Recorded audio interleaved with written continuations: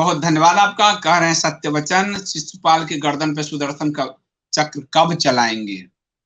जब हम ज्ञानवान होंगे।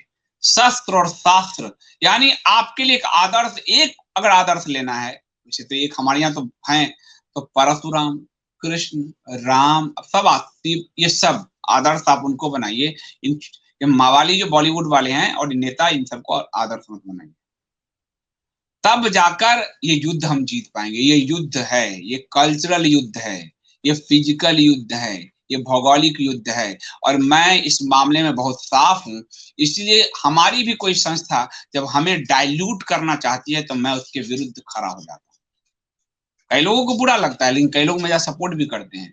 डाइल्यूजन के कारण हमारा बहुत अहित हुआ, और उस डाइल्यूजन की शुरुआत इस देश में महात्मा गांधी से होती है। और महात्मा गांधी ने हिंदू को इतना डाइल्यूट किया कि उनसे कहीं ज्यादा विद्वान वीर सावरकर को भी हम वो स्थान नहीं दे पाए। अभी आप लोगों को एक कहानी बताता हूँ। ग्रीक जो हमारी तरह हमारे यहाँ से ही गया ग्रीक में, और आपको हिंदू श्रेष्ठता यदि आप पढ़ते हो, वो पुस्तक भी मैंने आपको कपोत पे दिया है, तो हमारा सारा ज्ञान विज्ञान ग्रीक पहुंचा था। ठीक है, कपोत पे है हिंदू श्रेष्ठता करके। ग्रीक, वहां जो अरिस्टोटल, प्लूटो, ये सब ग्रीक में हुए, और ग्रीक के ज्ञान से ही यूनान और आधुनिक यूरोप बना है पूरा। ठीक है, अभी ग्रीक वालों ने भारत सरकार से, भारत के दूतावास से कहा कि भारत की परंपरा से यहाँ एक मूर्ति लगनी चाहिए। वो भारत के वेद के ऋषि हो, भारत की ऋषिकाएं हो, गार्गी, मैत्री, रामकृष्ण हो, लेकिन भारत सरकार ने गांधी की मूर्ति भेज दी। भारत के दूतावास ने गांधी लगा दिया। गांधी एक ब्रांड हो चुके हैं किसी भी कुकर्म को ढकने के लिए। मेरे जुबान बहुत खराब है, इसलिए आप देखिएगा। और वो जो ग्रीक के लोग हैं वो बहुत आहत हैं कि भारत को हम ज्ञान की भूमि मानते हैं, जहां से ज्ञान चलकर हमारे देश पहुंचा। हम गांधी को नहीं मानते, लेकिन गांधी की मूर्ति हम क्यों लगाएं? लेकिन लगाया क्या? आप दूतावास से लगाया भाई, हमारे दूतावास ने। तो गांधी ने हमारे ऋषिकाओं पे भी एक ऐसे करके कुंडली मारकर बैठ गए हैं। जब तक गांधीवाद से मुक्ति नहीं मिलेगी, भारत को वास्तविक आजादी नहीं मिलेगी। गांधीवाद हिंदुओं को निरीह नपुंसक बनाने का एक विचार है। ये किसी को बुरा लगे, मेरी बला से।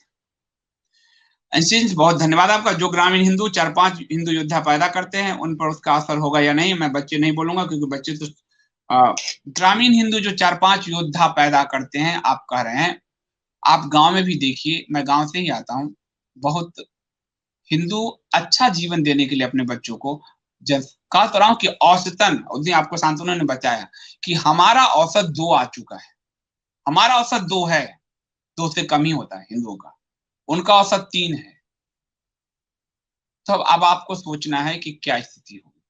और 2 बच्चे मुसडंडे, तो 2 बच्चे, एक ही राम काफी हो जाते हैं। एक परशुराम, जमदग्नि के तो इतने पुत्र थे, लेकिन नाम तो एक परशुराम का ही हुआ है। इतिहास बदलने के लिए एक चंद्रगुप्त, एक चाणक्य बहुत होते हैं। तो जब और जब हिंदू बनाना है तो उसको सरकारी नौकरी और पॉलिटिकल सिस्टम में घुसा कर नहीं, उसको योद्धा बनाना है, ज्ञानवान बनाना है। सरकारी नौकरी ने और ज्यादा हमारे रक्त को पानी बनाया है। इसीलिए उस जमाने में कहा जाता था सरकारी नौकरी ना करें। लेकिन हमारे जो गिल्ड थे, लोहार, बढ़ई, कारीगर, ये सारे गिल्ड खत्म किए गए। इसका अध्ययन बड़ा जरूरी है। जातीय गिल्ड का रूप था, जिसके कारण एक पुस्तक है, रेयर है, जो अब यहाँ नहीं है। वो पूरी पुस्तक अब सिर्फ 5 कॉपी बची थी। कुछ 1-2 लोगों ने मंगवाई, हमने उनको भेज दिया है, अमेरिका ब्रिटेन मंगवाए। उस पुस्तक का नाम है सार्थवाह। ठीक है, मोती चंद्र जी ने वो इतिहास लिखी है। मेरे पास मेरी कॉपी है, वो अभी नहीं है, उसको मत मांगिएगा आप लोग। सार्थवाह, सार्थ क्या था? हम जो व्यापार करते थे उसका जो वो अगुआ था, वो जो रूट था। और भारत जो स्वर्ण काल में पहुंचा और 30% हम जीडीपी दे रहे थे, वो सरकारी नौकरी से नहीं दे रहे थे। यदि 2 बच्चों पर सरकारी, हमारे लिए आरक्षण का रास्ता बंद हुआ तो हमने ऊंचाई तय की कि नहीं अपने। आज आप बड़े इंडस्ट्री देखो तो हिंदू ही चला रहे हैं, बड़ी इंडस्ट्री। तो हमारे मार्ग जो है, हमारे ईश्वर हमारे मार्ग खोलते हैं। उस व्यापार की उस 60वां एक अप्रतिम पुस्तक है, वो है नहीं, उपलब्ध नहीं है। वो आपको बताएगा कि किस तरह से भारत ऊंचाई पे पहुंचा। मैं इसलिए आपको ऐसी ऐसी पुस्तकें बता रहा हूं। ज्ञान है, हमारी ही धारा पे है, और हमने पूरी दुनिया को, इसलिए हिंदू श्रेष्ठता तो हर कोई पढ़े, पूरी दुनिया को ना सिर्फ ज्ञान दिया बल्कि धन भी दिया, धर्म भी दिया और अर्थ भी दिया, पूरी दुनिया को। पुराण में जब पढ़ेंगे और हिंदू श्रेष्ठता में उसको यूरोपीय इतिहासकार भी उसको करते हैं। हम जो लिखते हैं पाताल लोक में बलि भेज दी, वो पाताल लोक क्या था? वो अमेरिकन द्वीप था, दक्षिण अमेरिका, उत्तर अमेरिका। और पाताल लोक की संस्कृति क्या थी? माया लोक। ये माया सभ्यता आज कहां है? मैक्सिको में है। कहां है वो? अमेरिकन द्वीप। उनकी भाषा हमारी भाषा से समानता रखती है। वो माया लोक है कहां? वो राजा मैं, जिस मैं ने पांडवों का इंद्रप्रस्थ में क्या बनाया? महल, जिसमें दुर्योधन फंस गया, वो मैं थी। और लंका पति जो है रावण, वो उनका भी महल मैंने बनाया था। वो मैं संस्कृति मैक्सिको की में गई। यहां से हमारे व्यापार के रूट ने हमारी संस्कृति को कितना बढ़ाया। हमने सरकारी सिस्टम पे बैठना सोच लिया और उसने हमारी, तो ब्रिटिशर्स ने 1857 के बाद कई रणनीति अपनाई भारतीयों को नष्ट करने के लिए। हमारे हथियार छीने गए, हमें हथियार विहीन बनाया गया, हमें गुरुकुल विहीन बनाया गया, हमें भारतीय शिक्षा पद्धति से काट के उसको अलग किया गया, और हम पे महात्माएं थोपे गए जो वो जानते थे कि भारत अध्यात्म से ही चलने वाला देश है। एक ऐसा अधनंगा फकीर पैदा किया जो दूर से तो आध्यात्मिक दिखता था पर वास्तव में अंदर में अहंकार की पराकाष्ठा। इसलिए हम नहीं पढ़ पाए, नहीं समझ पाए, उसकी बहुत बड़ी गलती हमारी, मेरी है, हमारी है। क्योंकि हम अपने और मैं क्यों इतना बोल पाता हूं? क्योंकि मेरी बचपन में मेरी नानी मुझे सब समझा गई। तो हमने नानी दादियों को क्या किया? वृद्धाश्रम में ढकेल दिया। बच्चे क्रच में चले गए। अब हम दो रह गए, मियाँ बीवी, वो दोनों एक दूसरे से लड़ रहे हैं। शाम में बच्चा आ रहा है, उसका सोशलाइजेशन गड़बड़ हो रहा है। बुढ़े पूरी परिवार व्यवस्था को कैसे ध्वस्त करना है, मैकाले की पूरी थ्योरी है, वो आज लागू हो रही है, दिख रही है। आज जो लड़के हैं वो विवाह करने से डर रहे हैं क्योंकि स्त्री कानून कई दूसरे आ जाते हैं उसमें भी अब वो रेप कानून मांग रहे हैं। तो पूरी परिवार व्यवस्था को सुप्रीम कोर्ट भी खत्म करने में लगा हुआ है। कभी गे राइट दिया, कभी पत्नी आए एक दूसरे पुरुष को लेके, पति आए दूसरी महिला को लेके, और अब कह रहे हैं मैरिटल रेप। तो किस तरह से खत्म किया जा रहा है हिंदू संस्कृति, और उनको अनुच्छेद 25 से 30 का एक पूरा प्रोटेक्शन दिया गया कि तुम अपने मजहब रिलीजन पढ़ाओ क्योंकि तुम्हें ही छाना है, और तुम गीता वाले नहीं पढ़ाओगे, तुम्हें नष्ट होना है। भारत में खंडन मंडन की परंपरा रही है, शास्त्रार्थ में है, सारे उपनिषद सवाल जवाब के फॉर्म में है, गीता सवाल जवाब के फॉर्म में है। अर्जुन कितने संदेह पैदा करते हैं और कृष्ण उसका जवाब देते हैं। ये आर्य समाज इस चीज को समझने को तैयार नहीं है। क्यों नहीं होगा? संदेह होगा तो उससे सवाल जवाब निकलेंगे, उससे नई धारा निकलेगी, लेकिन नहीं।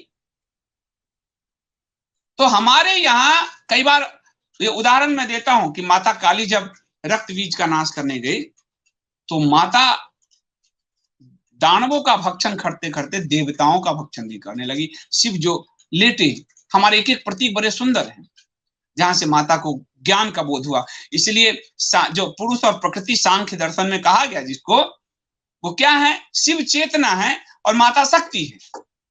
जब तक चेतना नहीं होगी शक्ति विस्फोट कर सकता है, विनाश कर सकता है। तो माता वो विनाश कर रही थी, तो भगवान शिव जब लेटते हैं वो चेतना है, और फिर माता को ज्ञान होता है। तो कई बार उस हरे टिड्डों से लड़ते लड़ते वही गुण इन लोगों ने भी धारण कर लिए हैं। इसलिए मैं तो देखिए सीधी सी बात है, मैं सनातन संघ, मैं एक आदमी भी रहेगा तो साथ लेके चलूंगा। मैं वही धारा है। आदि शंकर एक अकेले निकल गए, कृष्ण राम जंगल चले गए, शिव तो महातपस्वी है, उन्होंने तो नहीं सोचा हमारे सामने कोई एक संगठन बने, संस्था बने। सनातन की घोषणा है, श्वेत केतु तत्वमसि, वो तत्व वो तुम हो, तो सबके अंदर वही परमात्मा है। इसलिए मैं किसी से नहीं डरता, मैंने किसी के 2 रुपए लिए नहीं, मैं किसी संस्था से नहीं जुड़ा हूं। मैं तो अपने गुरु की आलोचना करता हूं, ओशो की, क्योंकि ये राइट, मुझे वो अधिकार मिला हुआ है सनातन में कि गुरु अगर गलत रास्ते पे है तो उसकी भी आलोचना कर सकता है। लेकिन यहाँ तो अंधा कुआं है, जो कह दिया उसी लकीर को पीटे जा रहे हैं, ये नहीं सोचते। गौतम बुद्ध जैसे नास्तिकवाद का उदय हुआ, आज उन्हीं की मूर्तियां बनाए घूमते हो, तो वो तो मूर्ति के विरोध में थे। दयानंद जी की मूर्ति मत बनाओ, मूर्ति पूजा के विरोध में हो। क्यों बना रहे हो मूर्ति? क्यों किताबों पे छाप रहे हो भाई? क्यों छाप रहे हो? जब अवतारवाद और मूर्ति पूजा का विरोध है तो क्यों फोटो छाप रहे हो? और वो तर्क नहीं होंगे इनके पास। 25 श्लोक तो दे देंगे, पर श्लोक तो तोता भी पढ़ता है। मंडन मिश्रा के यहाँ तोता भी श्लोक में शास्त्रार्थ करते थे। जब पनिहारिन हम गए, आपको कहानी सुनाएंगे, आदि शंकर जब गए तो पनिहारिन पानी भर रही थी। उन्होंने कहा मंडन मिश्रा का घर कौन सा है? मीमांसक, बहुत बड़े मीमांसक थे। तो पनिहारिन हंसी और कही कि इसका मतलब आगंतुक तुम नए हो। जिसके दरवाजे पर तोता भी शास्त्रार्थ करता मिले, संस्कृत के श्लोक पढ़ता मिले, वही मंडन मिश्रा का घर है। पर वो तोता तो मंडन मिश्रा नहीं था। पर ये बात समझ में कहां आएगी? तो गाली। और जब याद रखिए, आपकी भाषा, आपकी पारिवारिक और आपके सांस्कृतिक और आपके सांगठनिक, उनके शब्दों में कहूं, आपके डीएनए दर्शाता है।